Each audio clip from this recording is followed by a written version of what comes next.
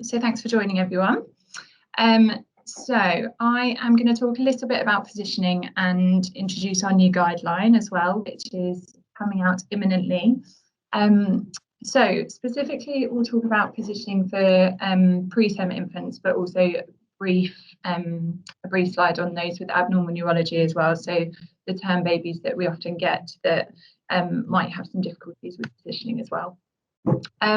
So this might sound very simple, but essentially good positioning is what we do to help to make the baby comfortable. There's lots of different reasons why we do it, lots of benefits of good positioning, and it's really important for development and self-regulation. We know that positioning affects breathing and respiratory status. It helps to protect their sleep, because if they're nice and comfortable and supported and things like that, they'll get a much deeper, better quality sleep.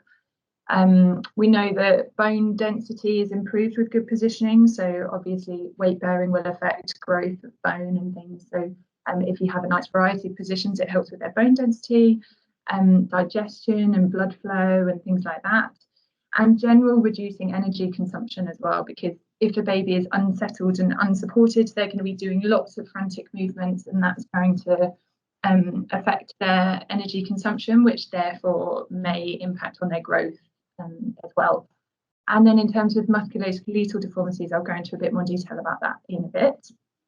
So it's really important with all of our babies that we're using an individual approach, because although we have kind of guidelines for general preterms and things like that, they won't always respond in the same way. So it's about watching their cues and watching their comfort levels and making sure we're responding to that and giving them the supportive positioning that they're needing, and providing regular position changes. And also on top of that, making sure that we're always encouraging kangaroo care. So even if they're extremely preterm and they're quite unwell and we're having to be very careful with their positioning, actually lots of studies have shown that often babies are more stable when they're on their parents, and they get that better quality sleep and reduced energy consumption. So the good positioning should never affect kangaroo care. It should always still be encouraged.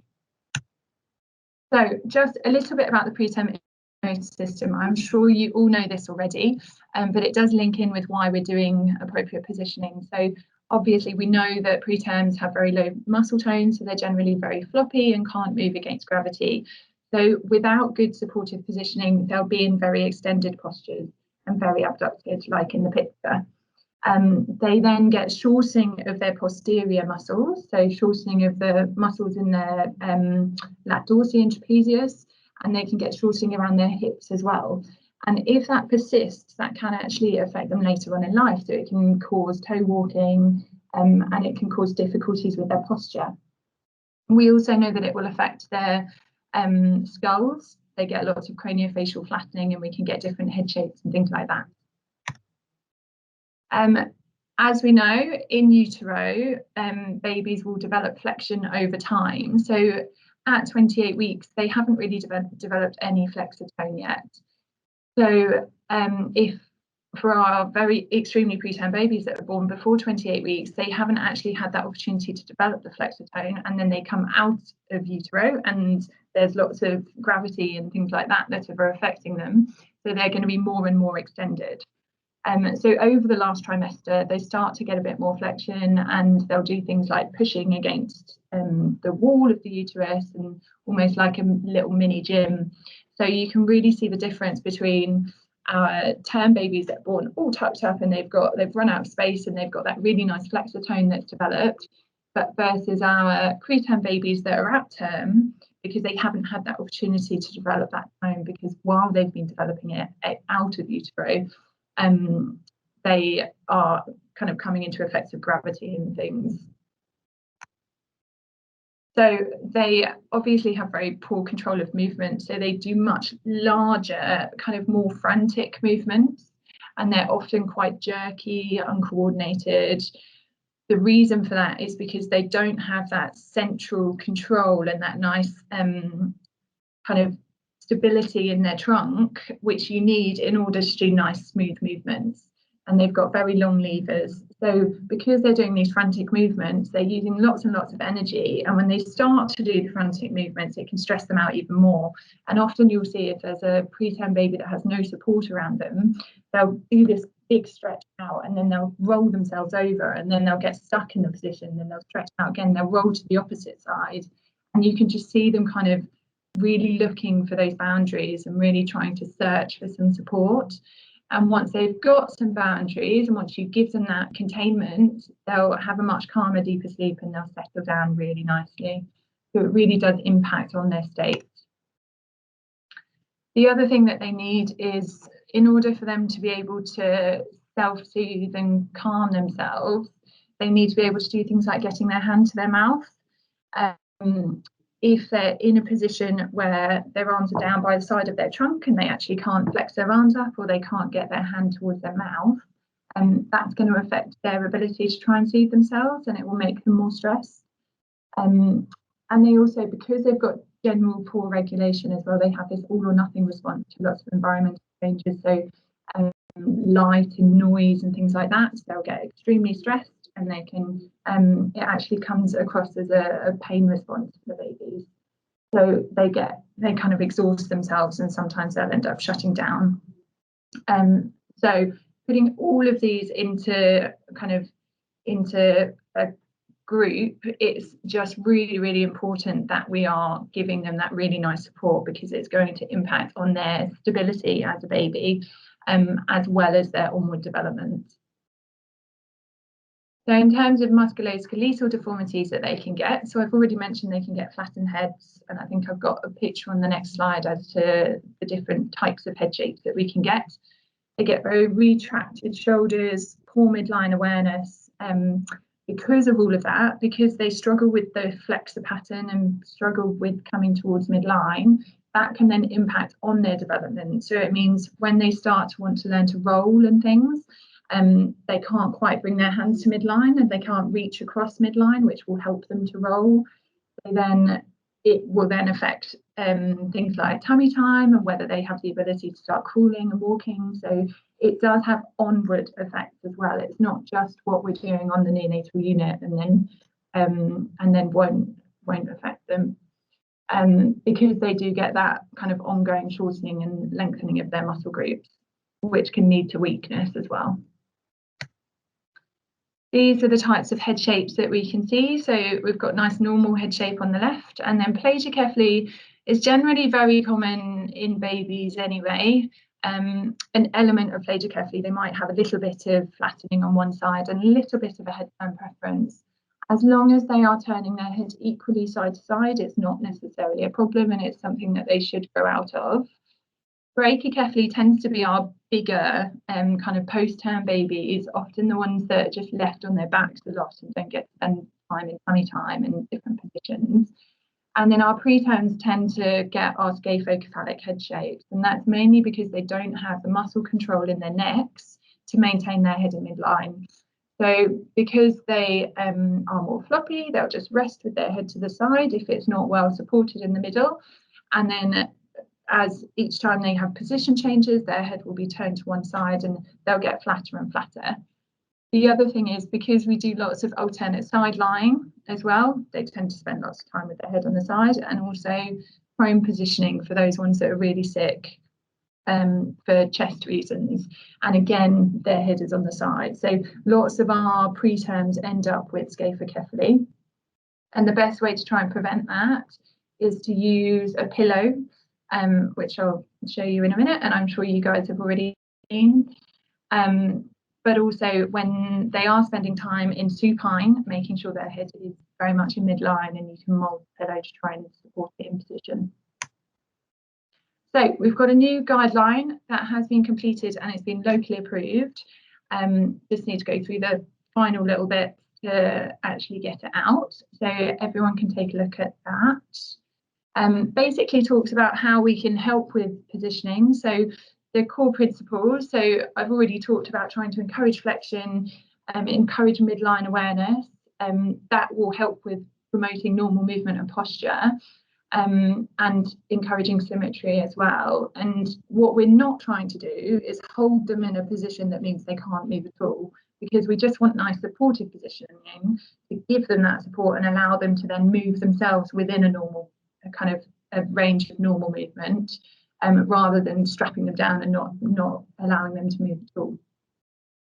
These are the kind of positioning aids that we use. Zaki hand obviously we'll use with most of our preterms. Some of the nurses, rather than using a nest or the fluidized positioner, they prefer to make their own nests out of lots of rolls and things. They can still be extremely effective as long as they're nice thick nests and give good boundaries. It's kind of personal preference, but sometimes the supportive positioning aids like the Kusky nests will help to give that position a little bit more easily, and often they have thicker boundaries and slightly bigger areas for the babies to push against. And then our fluidized pillow in the bottom left, it's very unusual for it to actually need to be flat like that. Normally we would be molding it to try and help to support the head in the middle. So the kind of things you're looking for, so if you've got a baby inside lying, you're wanting them nice and symmetrical, you want hips and legs softly flexed, you want spine very slightly flexed, head in neutral, not extended, the ability for the baby to bring their arms towards their mouth or towards their face. Obviously, if they're intubated, that can be a little bit difficult, particularly if they're very awake and they like to grab the tube. But what we try and do, rather than kind of locking their hands down, is try to just put something in the way. So like their little octopus or something like that. And for our really little ones who are less than 28 weeks, just opting for a quarter side lying, because of their bone structure and their fragility. Supine, we very much want a nice boundary at the bottom. In the original picture I'd put up, you can't really see the boundary, so I've put a little picture of Pixie there, so that her you can see that nice boundary at the bottom where her legs are softly tucked up, but she can kick and push against the boundary if she wants to, and she's still got nice support around her shoulders, able to bring her hands towards her face if she wants to, and she's nicely kind of protracted and symmetrical. Prone, it's making sure that we use a prone pillow. If we don't use a prone pillow, they will just kind of splay out and then their shoulders would be very retracted. So almost like a little surfboard for them under their trunk. Just give them a little bit of support underneath. It just allows them to round their shoulders a bit more, so they're a bit more protracted. And with a pillow under their head, just so they're not fully, their head isn't fully turned to 90 degrees. They have a little bit of a softer turn, as well as keeping the boundaries around them. And then specifically for babies less than 28 weeks in the first 72 hours of life, one of our previous doctors did an audit on it and did find that we're doing too many turns and we're doing too many head turns for these babies. And because they're very much at high risk of IVH because of the effects on cerebral blood flow, we do want to try and minimise handling, only handle them every 6 to 12 hours, and reduce the risk of increased intracranial pressure. So keep the head of the bed elevated at all times, not lifting their legs above their head during pairs and nappy changes, not using prone, so we're avoiding trying to potentially block off the jugular venous system. So not using prone, so their head isn't completely turned to 90 degrees. And when they are on their backs, keeping their head in midline. But they should still be allowed to come out for skin to skin. And then very briefly, just infants with abnormal neurology. Those that are hypotonic, often it's quite similar to our preterms, so giving them that nice support and encouraging flexed postures. Unfortunately, we do get lots of babies that are hypertonic, so they do lots of back arching and spinal hyperextension. And in those situations, we want to try and encourage slightly more flexed postures, and they might need a bit of a stronger support behind them. Often it's generated by their head, so if their neck is extended, the rest of their body will follow into a banana shape. So if you can get their head nicely flexed, hopefully then the rest of them will tuck up. and giving them a nice boundary at their feet so that their legs are softly flexed rather than extending out and bananaing. So key principles is that good positioning is essential for the promotion of onward normal development, but also the stability of the baby on the neonatal unit. And we've got specific recommendations for those babies less than 28 weeks in the first 72 hours. Supportive positioning is important to encourage midline, symmetry and flexion, but allow them to move and wriggle around themselves.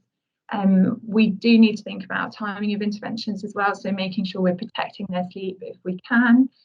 And we do have lots of positioning aids in the unit, so please use them and please do look at our new position guideline.